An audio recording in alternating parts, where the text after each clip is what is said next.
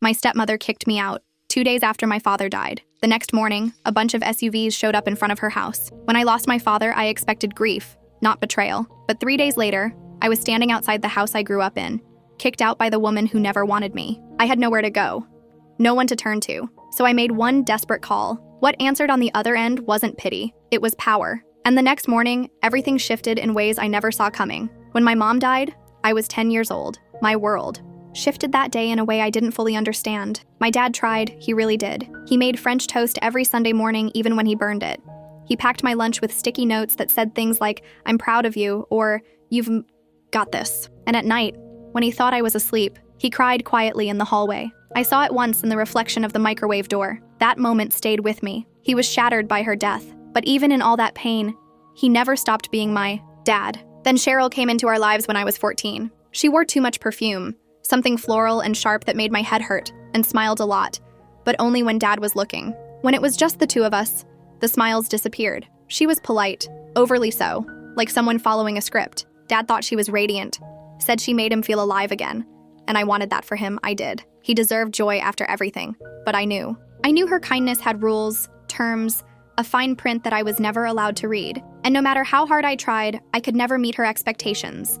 Still, I tried. I laughed at her jokes, complimented her awful cooking, and even pretended her perfume didn't make me feel sick. All for him, because if he could be happy again, I could handle a little discomfort. 5 years later, he was gone, just like that. A sudden heart attack, no warning, no goodbye. 1 minute, I was texting him a meme, and the next I was standing in a hospital hallway while a doctor used words like unresponsive and fatal arrhythmia. I was 19, fresh out of high school, still unsure about my future, still trying to figure out how to schedule my own dentist appointments. And suddenly, I was an orphan. My birthday came and went in silence. It was exactly a week after he died, and I didn't even light a candle. I didn't want to. Nothing felt right. The funeral hadn't even ended when Cheryl began treating me like I was just another guest in the house. She moved around like she'd been waiting for this moment, removing Dad's magazines from the coffee table, replacing our family photos with new ones of her alone or with friends I didn't recognize. I caught her outside one morning, scrubbing Dad's name off the mailbox. She didn't stop when she noticed me watching, just kept rinsing the brush in a bucket of suds and said flatly, "Eleanor, you're not exactly family anymore, you know? So, it's time to get out." She used my full name like it was a punishment. I didn't argue. What would have been the point? No amount of shouting or crying was going to bring my dad back, or change Cheryl's mind. So, I nodded once, turned away, and went upstairs. I packed a duffel bag with whatever I could carry. A pair of boots, a few shirts and jeans, underwear, my toothbrush. I tucked my sketch pad and a worn paperback into the side pocket. I grabbed my guitar. I looked at the scarf still hanging on the coat rack, the one Dad always wore in winter, and I almost reached for it, but I couldn't. If I touched it, I might not leave, and I knew I had to. That night, I crashed on my best friend Katie's couch. She didn't ask questions. She just looked at me with soft eyes and said, "Of course you can stay here, Ellie. My home is yours." She brought me a blanket and left a glass of water on the side table. We didn't talk. We didn't need to. The silence between us was warm and kind. I lay there, staring up at the ceiling fan. My hands stayed locked together on my stomach like they were the only thing keeping me from falling apart. My grief wasn't loud or messy. It was thick and heavy, like wet cement poured straight into my chest. Before I let myself fall asleep, I reached for my phone and made one call. It was to Janine, my dad's older sister. We hadn't spoken in a while, but I remembered her voice. She picked up on the first ring. I didn't know how to explain what had happened. I just let the words spill out. Messy and tired. She gasped. At all the right moments. She didn't interrupt or try to offer solutions. She just listened, really listened. And when I ran out of things to say, she waited a few seconds before responding. "I'll take care of it, darling," she said softly. "Are you safe at Katie's? Or must I come get you tonight?" "I'm fine," I whispered. "But help me, please." "Of course, Ellie. Go back tomorrow morning and get the rest of your things. I'll meet you there." The next day, I pulled up to the house I'd lived in since I was born. The one with the chipped front steps and the lopsided bird feeder my dad built with his own 2 hands. I sat in the car for a minute, just breathing. The air felt different. Not cold, not warm, just waiting. And somewhere deep down, I knew nothing was ever going to be the same again. I remember painting that house with him, our arms and clothes splattered with bright colors. That day, it was ours. But today, it looked completely different. 5 black SUVs lined the curb like a scene from a crime drama. 2 men in dark suits stood guard by the front door. One checked his watch, the other didn't blink. He might as well have been a robot. My heart pounded in my chest. Did Cheryl hire security to keep me out? I took a deep breath and climbed. Out of the car, my shoulders tight with tension. I rang the doorbell and waited. The door opened and Cheryl appeared, pale, stiff, as if someone had sucked the life out of her. "Oh, you're here," she said, her voice suddenly too sweet. "I was just about to call you, sweetheart." "Sweetheart?" I nearly laughed at the strained sweetness. "What's going on?" I forced my voice steady. "I just came to get my things." Before she could answer, Aunt Janine appeared in the hallway. She wore sleek gray heels that clicked across the driveway and a perfectly tailored slate gray suit. In her hands was a manila folder that looked heavier than it should be. "Perfect timing," she said, her smile sharp enough to cut marble. "Come in, both of you. We were just about to clear a few things up. My legal team is already here. Right, Cheryl?" I followed her inside, with Cheryl trailing behind. Her mouth hung open, like she didn't know whether to scream or cry, or maybe both. In the living room, 2 lawyers sat at the table. One, an older man, remained calm as he read from a thick stack of papers. The other, younger, flipped through legal pads with practiced ease, as though this moment had been written into his career. "This is ridiculous," Cheryl spat, pacing by the coffee table.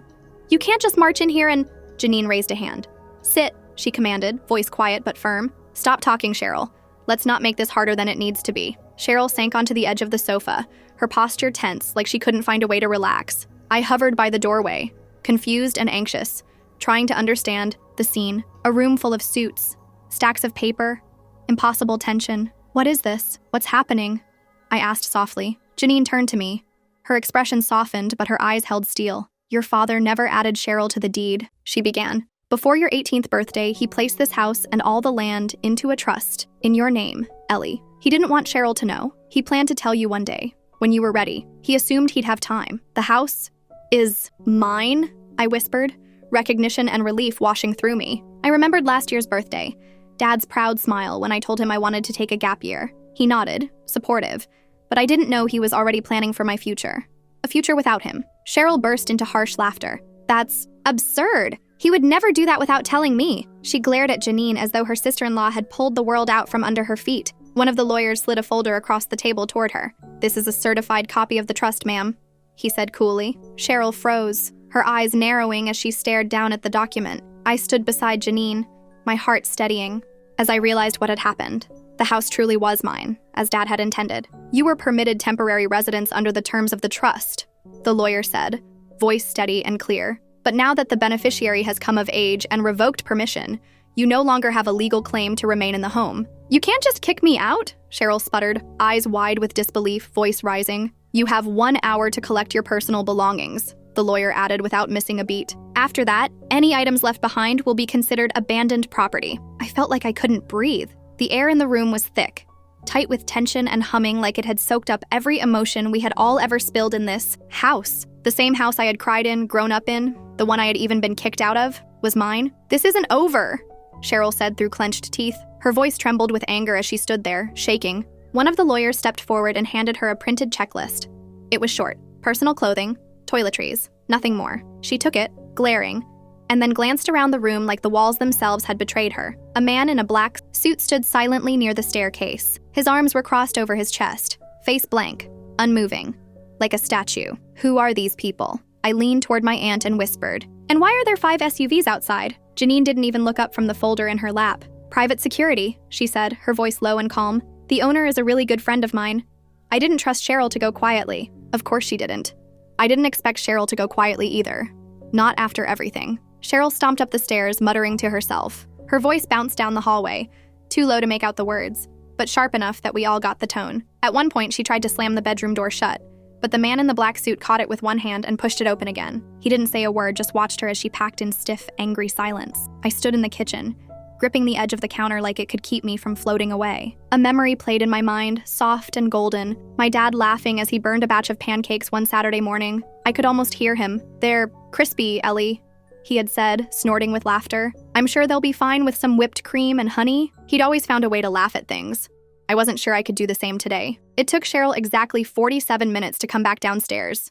She was dragging 2 overstuffed suitcases behind her, both wheels squeaking slightly with the weight. Her face was blotchy, like she'd been crying, but she held herself stiffly, her mouth set in a hard, tight line. Her eyes, though, were glass clear and shining, like she was holding back tears she didn't deserve to cry. She paused at the front door, standing there for a long second. Then she turned halfway around, like she was about to say something. Maybe an apology, maybe one last dig, or maybe something she'd practiced in her head to make herself feel better. But in the end, she didn't say a word. She just shook her head, lowered her eyes, and walked out into the sunlight like a ghost drifting out of someone else's story. One of the black SUVs rolled slowly behind her, crawling down the street like a silent escort. Its windows were dark, and it didn't make a sound beyond the soft crunch of gravel under the tires. I stood in the doorway, watching her disappear. The sun was too bright, the kind that makes everything feel surreal, like you're dreaming it all. After a moment, I turned away and walked back into the kitchen. Aunt Janine was already there, moving with her usual quiet grace. She poured 2 glasses of water and handed one to me without a word. We sat down at the dining table,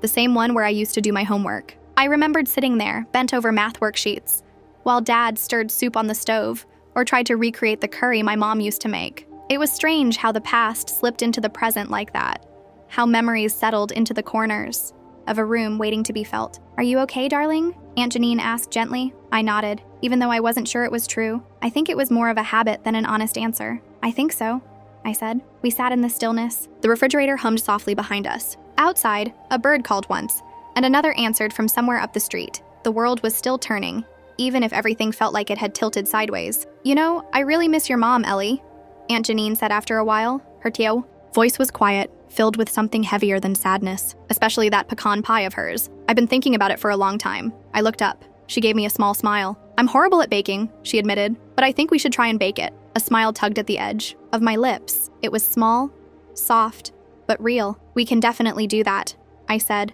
glancing toward the kitchen cabinets. Dad kept Mom's recipe book. It should be in the cupboard under the kettle. Janine nodded, and we both moved to search for it. I knelt down and opened the lower cupboard. There it was, worn, soft around the edges, with flour still smudged across the cover. My mother's handwriting peeked out from sticky notes marking her favorite pages. I ran my fingers over it before setting it gently on the counter. We flipped through until we found the pecan pie recipe. Familiar, simple, home. We got to work, measuring flour and sugar, preheating the oven, lining the pie tin. For a while, it was quiet. Just the rhythm of baking, bowls clinking, spoons stirring, the soft shuffle of our feet across the tiled floor. Then Aunt Janine spoke. "I always hated her," she said suddenly, not looking up from the eggs she was cracking. Her voice was calm but heavy. I glanced at her, surprised by her honesty.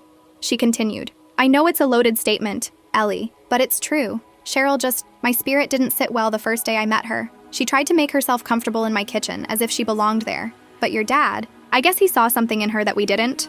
Or maybe," she paused, sighing, "maybe he didn't want to see what we did." I was mixing the eggs into the flour and sugar. I stirred slowly and nodded, letting her words settle in the space between us. "I feel that," I said quietly. "Why didn't he tell me about the trust?" Janine looked at me, her eyes soft but serious. "Because he knew Cheryl would try to twist it, or change it, or do something horrible to make it hers. He didn't want you to carry the weight of defending what was already yours. And darling, I think my brother thought he had more time with you. His heart attack was sudden. It robbed him of that time. He trusted me to protect it, and you." I nodded again. It was all so much to hold, so much I hadn't known. I should have stepped in the moment Cheryl started acting out. Janine continued, her voice low. "But I froze, Ellie. I was grieving too. I didn't say anything right away, just kept chopping the pecans, the knife tapping softly against the cutting board. "Thank you," I whispered, not looking up. "You saved me. You saved my home." Aunt Janine reached over and took my hand gently. Her touch was warm and grounding. "You were never going to stay down for long, Ellie,"